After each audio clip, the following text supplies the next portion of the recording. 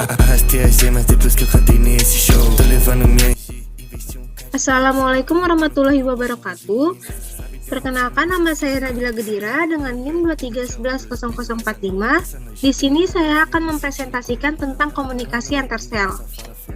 Nah, di sini sel merupakan komunikasi seluler merujuk pada proses pertukaran informasi dan sinyal antara sel-sel dalam organisme multiseluler.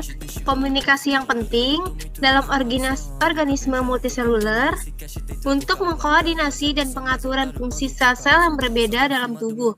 Komunikasi antara sel dapat terjadi melalui beberapa mekanisme, termasuk melalui kontak langsung antara sel-sel atau molekul sinyal yang dilepaskan oleh sel yang diterima oleh sel target. Nah, di sini terdapat dua mekanisme komunikasi antar sel, yaitu komunikasi sel melalui kontak langsung, gap junctions. Gap junctions ini merupakan saluran kecil yang menghubungkan sitoplasma dua sel yang berdekatan, yaitu molekul dan ion yang dapat berpindah langsung melalui gap junctions yang memungkinkan pertukaran dapat cepat melalui informasi sinyal antara sel-sel yang terhubung. Nah, terdapat juga kontak sel-sel yang merupakan sel dapat berkomunikasi melalui kontak langsung antara permukaan sel mereka, misalnya sel-sel sistem ketebalan tubuh, dan berinteraksi melalui kontak sel yang mengkoordinasikan respon imun. Nah, terdapat di sini juga komunikasi sel-sel melalui molekul sinyal. Nah, yang terdapat pada hormon. Hormon merupakan molekul sinyal yang diproduksi oleh kelenjar endokrin dan dilepaskan ke dalam aliran darah. Nah, mereka dapat mencapai sel-sel target yang jauh dari tempat produksi, di mana mempengaruhi fungsi sel-sel tersebut. Terdapat juga sitokin yang merupakan molekul sinyal yang diproduksi oleh sel-sel sistem kekebalan tubuh yang berperan dalam mengatur respon imun dan berkomunikasi antara sel-sel kekebalan tubuh. Terdapat juga faktor pertumbuhan, yaitu merupakan molekul sinyal yang mempengaruhi proliferasi, diferensiasi, dan fungsi sel-sel dalam proses pertumbuhan dan perkembangan. Di sini komunikasi antar sel sangat penting dalam menjaga keseimbangan dan koordinasi fungsi sel dalam tubuh. Nah, ini memungkinkan karena organisme multiseluler berfungsi sebagai satu kesatuan yang terkoordinasi. Terdapat juga jenis-jenisnya.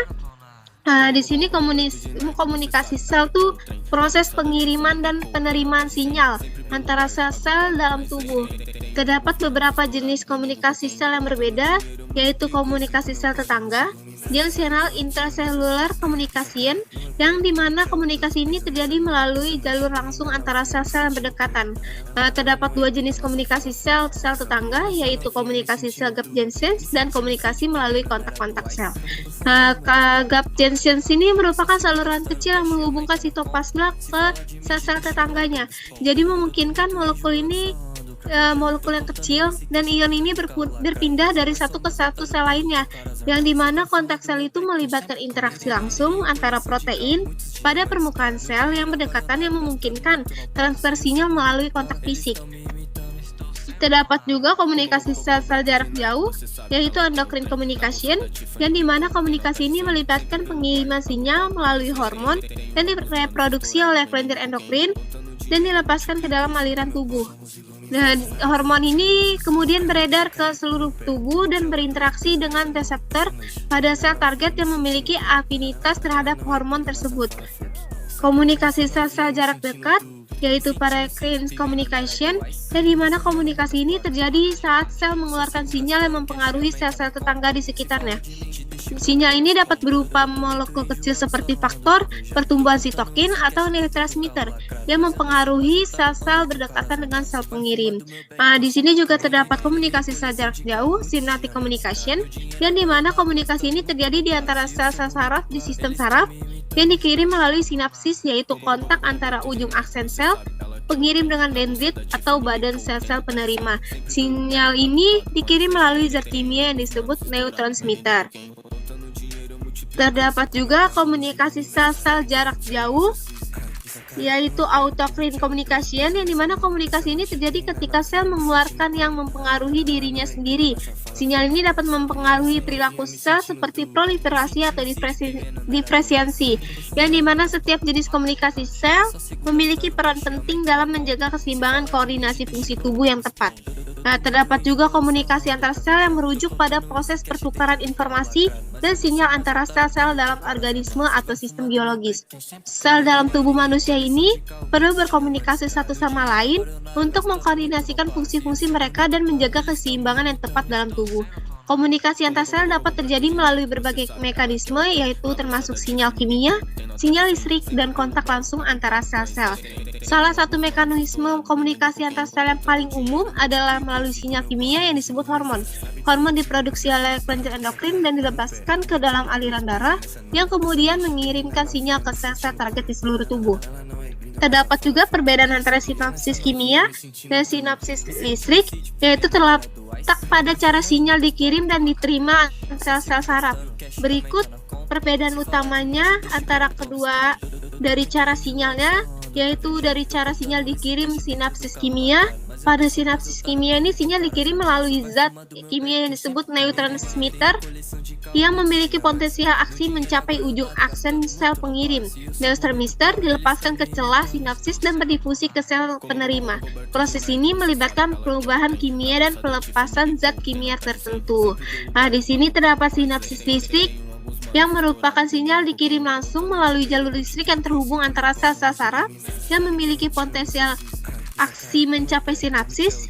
Ion bergerak langsung melalui saluran ion yang terhubung antara sel-sel, memungkinkan arus listrik langsung mengalir dari satu sel ke sel lainnya. Nah, di sini juga terdapat kecepatan transmisi sinyal, yaitu sinapsi kimia. Transmisi sinyal ini melalui sinapsi kimia relatif lambat pengurangan. Nah, di sini arus listrik ini langsung mengalir dari satu sel ke sel lainnya tanpa perubahan atau modulasinya. Dapat spesifitasnya, yaitu sinapsis kimia memiliki tingkat spesifitas yang tinggi. Jadi di setiap neurotransmitter itu memiliki reseptor spesifitas pada sel penerima yang memungkinkan sinyal yang tepat untuk berinteraksi dengan sel target yang sesuai. Sinapsis listrik ini memiliki tingkat spesifitas yang rendah, jadi arus listrik ini dapat mengalir bebas antara sel-sel yang terhubung dan tanpa memerlukan reseptor spesifik. Kedua jenis sinapsis ini memiliki peran penting dalam sistem saraf dan keduanya dapat ditemukan dalam jaringan saraf yang kompleks.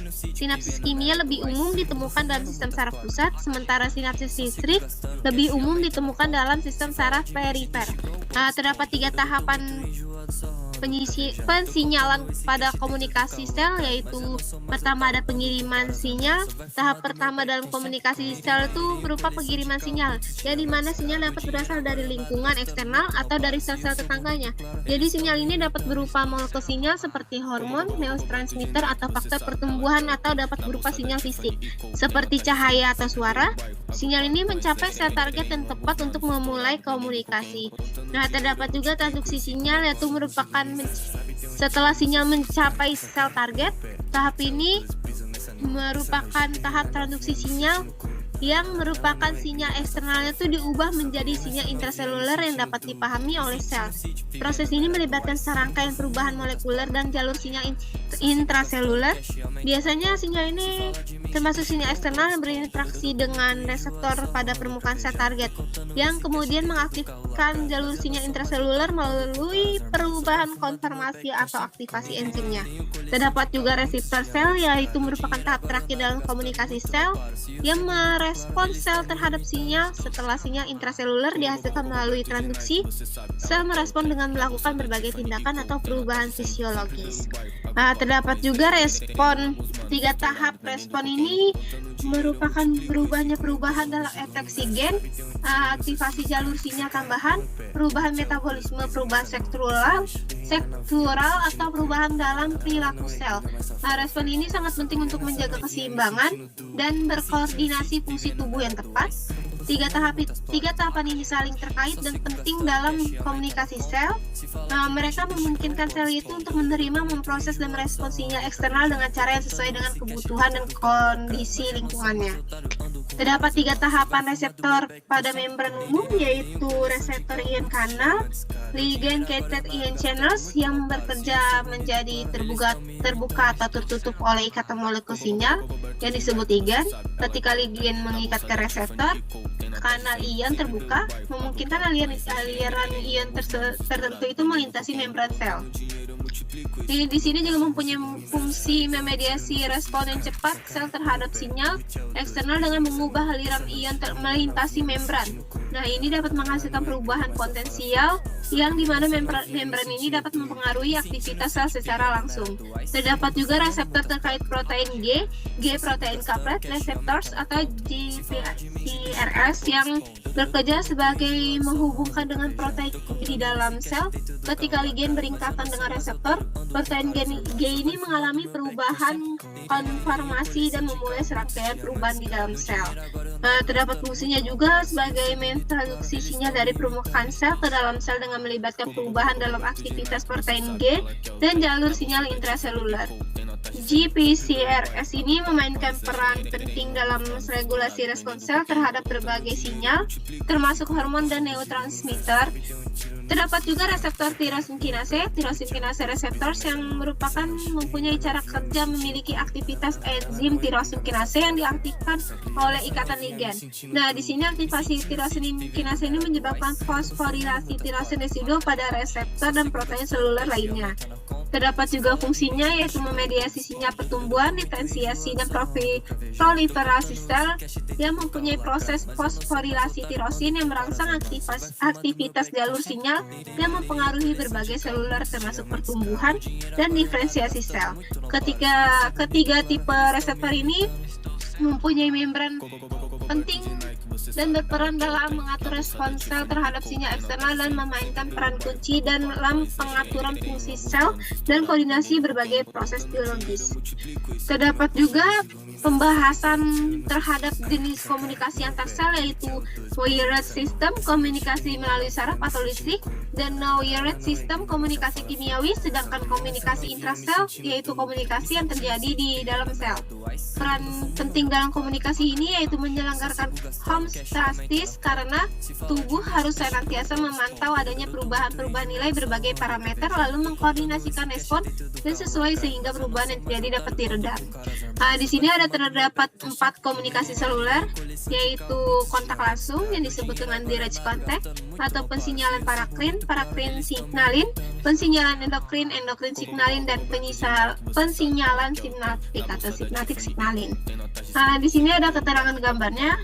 Ya, terdapat juga pada gambar hewan memiliki 2 jenis utama pensinyalan kimiawi jarak dekat dan hormon mensinyali sel target pada jarak yang lebih jauh. Terdapat pada gambar 1 yaitu jenis komunikasi sel yang dekat dengan kontak langsung. Molekul pada permukaan satu sel yang dikondisikan oleh reseptor pada sel sebelahnya adalah adjacent cell.